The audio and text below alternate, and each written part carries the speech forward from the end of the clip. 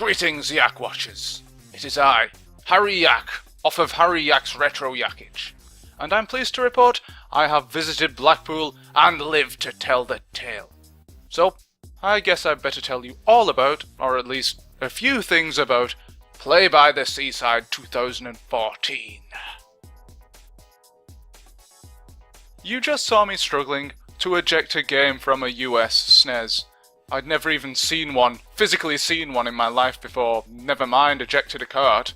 I think I might have broken it. Don't tell anybody. I wasn't brave enough to have a go at the Super Mario Kart tournament.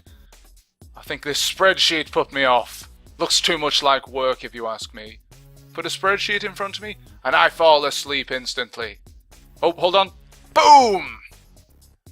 I was particularly pleased of that piece of camera work there.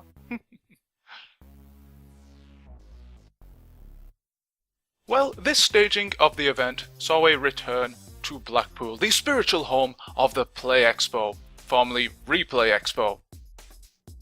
I remember some guy in the queue at the main Play Expo in Manchester last year was saying, "Oh, this event has come a long way from its humble beginnings at some pokey old hotel." Well, guess what? They went straight back there, so he's not going to be happy with that. But I was, because somehow this smaller venue was more suited to the more compact nature of Play by the Seaside, which was mainly retro-related stuff.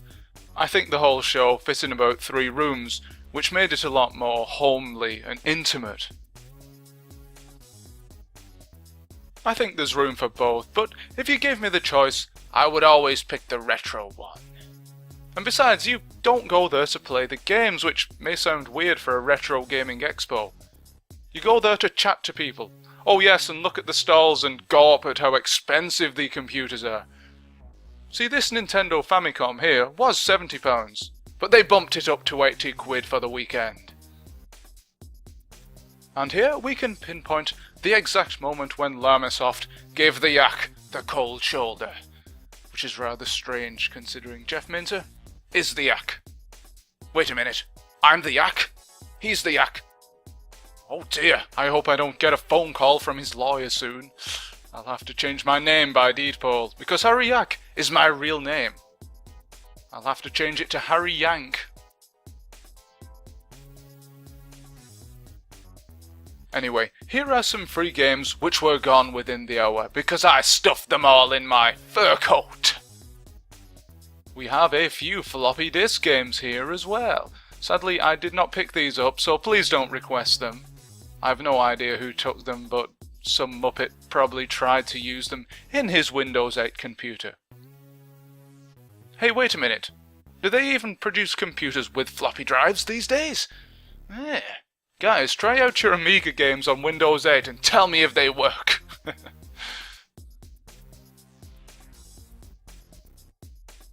Once again, I went down there on the Saturday only, so I can't speak for the whole weekend.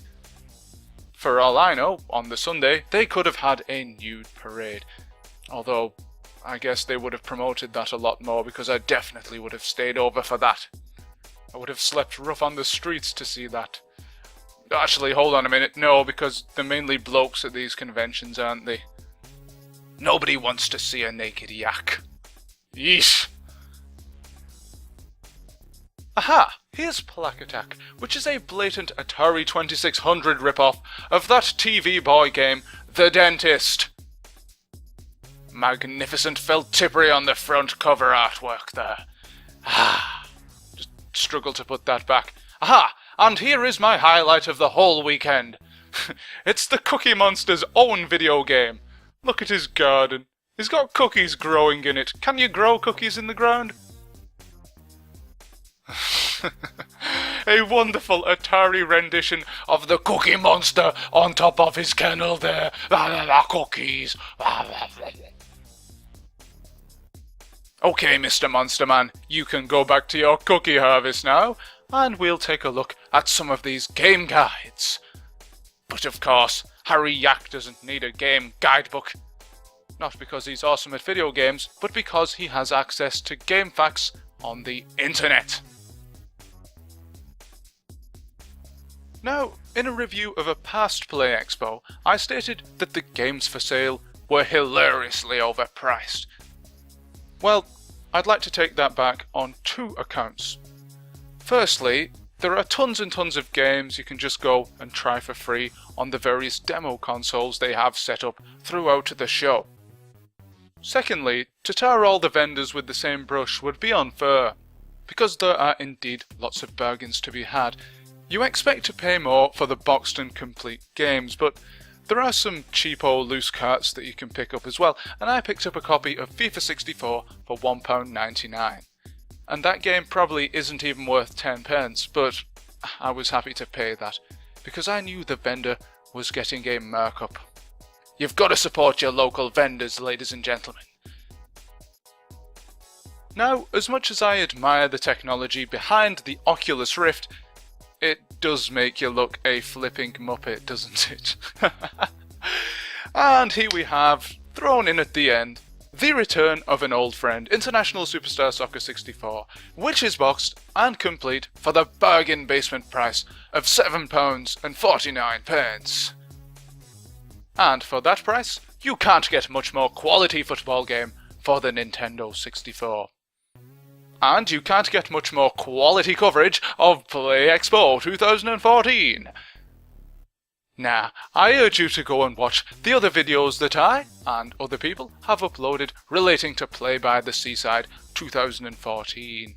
But, for now, I, Yack, bid you a fond farewell until the full-fat Play Expo in October. I'll see you there, ladies and gentlemen.